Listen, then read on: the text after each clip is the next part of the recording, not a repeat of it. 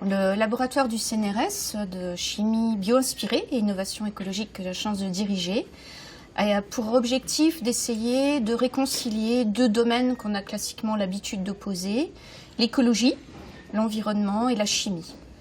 Alors l'objectif premier sur le site pilote minier des Avinières dans le Gard, eh bien, on essaie de développer à très grande échelle la réhabilitation écologique d'un site qui a été hautement pollué. Donc, pendant environ 50 ans, des activités minières d'extraction du zinc se sont déroulées sur ce site et on a lavé, entreposé le minerai dans de vastes bassins. Aujourd'hui, cette extraction est terminée, l'opérateur minier est parti et pourtant, donc, ces phases de lavage et d'entrepôt des minerais ont occasionné une pollution majeure en zinc, en cadmium, mais aussi en plomb.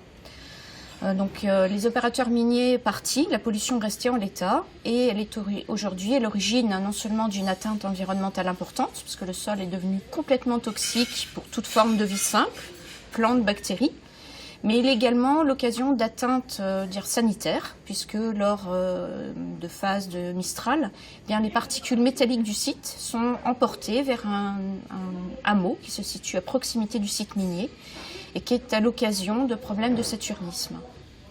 L'objectif du laboratoire, c'est d'essayer de développer des techniques écologiques et naturelles de réhabilitation de ce site. Alors, le point de départ est d'essayer de trouver si des plantes ont réussi à s'adapter, à survivre sur ce site. Et il en existe deux plantes assez extraordinaires, qui non seulement arrivent à tolérer la pollution présente sur le sol, mais également à l'extraire via le système racinaire et à stocker les éléments métalliques polluants dans les feuilles. C'est ce qu'on appelle la phytoextraction. Alors, le développement de ce procédé pour réhabiliter le site est possible à condition qu'on sache quoi faire des feuilles chargées en éléments métalliques. Si on n'a pas d'idée de valorisation de ces feuilles, eh bien, quand les plantes meurent, eh bien, les feuilles tombent sur le sol, la pollution avec, et on réintroduit à l'infini donc la pollution métallique. Même pire, ces éléments métalliques deviennent solubles par le passage plante. Il est donc fondamental de trouver une idée pour valoriser cette biomasse, ces feuilles chargées en éléments métalliques. Et c'est ce que le laboratoire du CNRS a trouvé. Donc on a montré qu'on pouvait transformer ces feuilles chargées en éléments métalliques en catalyseurs pour la chimie.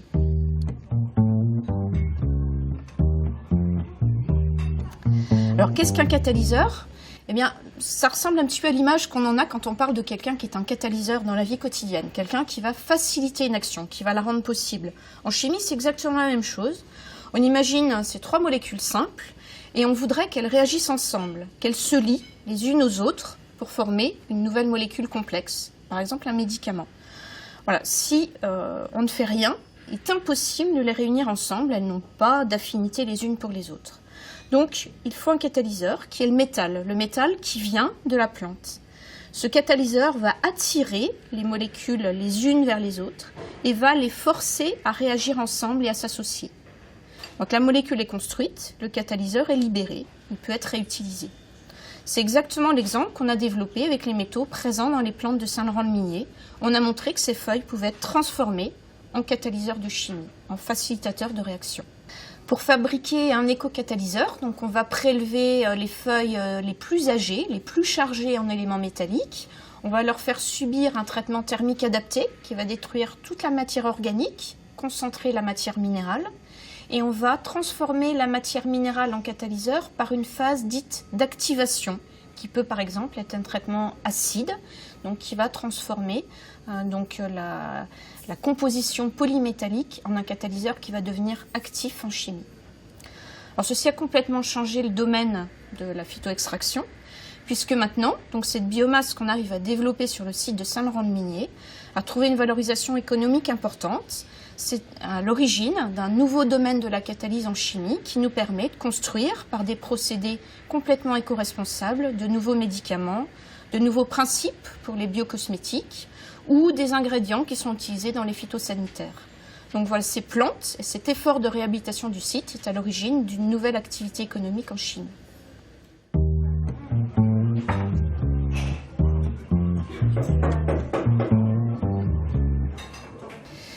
Alors le développement de ces plantes n'a pas qu'un intérêt en chimie, il a un double intérêt d'un point de vue écologique et environnemental. Le premier intérêt, qui est le plus facile à comprendre, c'est qu'ils sont capables de dépolluer ces sols, c'est-à-dire qu'ils extraient en permanence les métaux, donc ils diminuent la concentration des polluants métalliques dans le sol. Donc il y a vraiment un objectif de dépollution, mais il faut vraiment le concevoir sur le long terme. C'est un phénomène lent qui est à entrevoir sur de nombreuses années. Il y a un impact environnemental positif, immédiat, c'est-à-dire que la plupart du temps, les sols sont devenus complètement toxiques pour les plantes. Or, comme ces plantes arrivent à tolérer la pollution, eh bien, on arrive à réintroduire un couvert végétal qui permet de confiner les particules métalliques et de limiter leur érosion éolienne vers les habitations environnantes. Alors, le site de Saint-Laurent-le-Minier est effectivement un site pilote pour le laboratoire parce qu'il représente un site extrêmement difficile en termes de contamination et il nous a permis d'étendre la technologie sur d'autres endroits impactés par les activités minières. Un autre endroit très important qui a bénéficié des résultats de Saint-Laurent-le-Minier, c'est la Nouvelle-Calédonie, où là, bien sûr, les activités minières sont très intenses à l'heure actuelle. C'est un haut point de l'extraction minière du nickel. Et en travaillant avec les opérateurs miniers du territoire, tels que la société Le Nickel, eh bien, nous développons à très grande échelle la réhabilitation des sites dégradés, exploités, par ces mêmes techniques de développement de plantes adaptées, donc à des concentrations élevées en éléments métalliques dans les sols. La Chine est intéressée puisqu'on sait tous que les extractions minières en Chine sont très productives mais aussi un fort impact sur l'environnement. Et on a même identifié la contamination de ressources alimentaires qui est la préoccupation numéro 1 pour le territoire chinois. Alors des plantes qui sont capables par exemple d'accumuler le zinc ont été identifiées, développées sur des sites de culture. Je donne un exemple concret. Il s'agit par exemple de cultures de maïs qui avaient été considérées comme impropres à la consommation parce qu'elles étaient contaminées par les métaux lourds comme le zinc.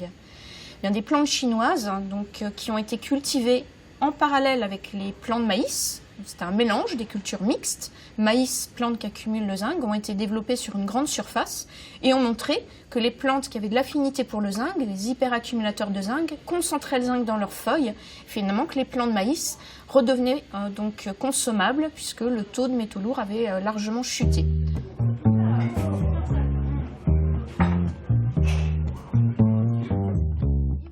Pour l'industrie chimique, il y a différents avantages à la technologie. Dans un premier temps, nous sommes capables de répondre à une réglementation européenne de la chimie qui est contraignante et qui va interdire progressivement des réactifs ou des catalyseurs qui ont un impact environnemental. Nous sommes vraiment un substitut de cette réglementation REACH. Nous arrivons à proposer des solutions vertes qui sont éco-compatibles, qui vont remplacer les oxydants ou les réactifs interdits par la réglementation REACH.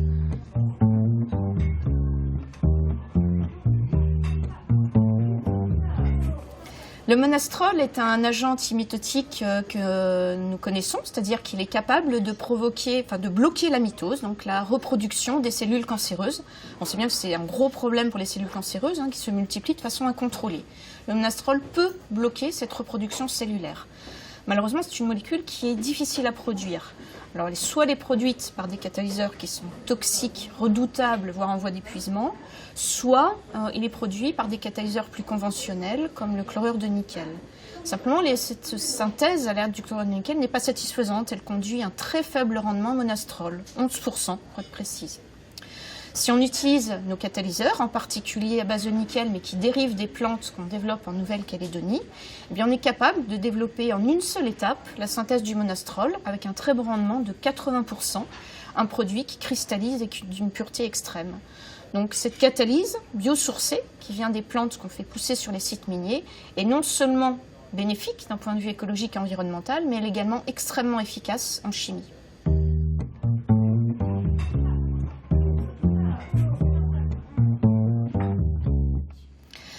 On est vraiment en train d'ouvrir une nouvelle branche de la chimie. D'ailleurs, on l'a baptisée éco-catalyse, pour rappeler que c'est une catalyse qui vient de la résolution d'un problème écologique.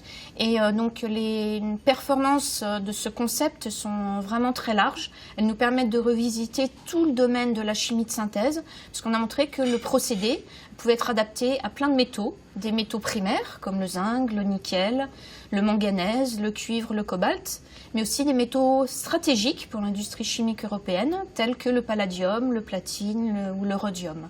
Donc c'est vraiment une façon de revisiter l'ensemble de la chimie organique qui s'offre à nous et donc qui va nous permettre de développer un très grand nombre d'applications.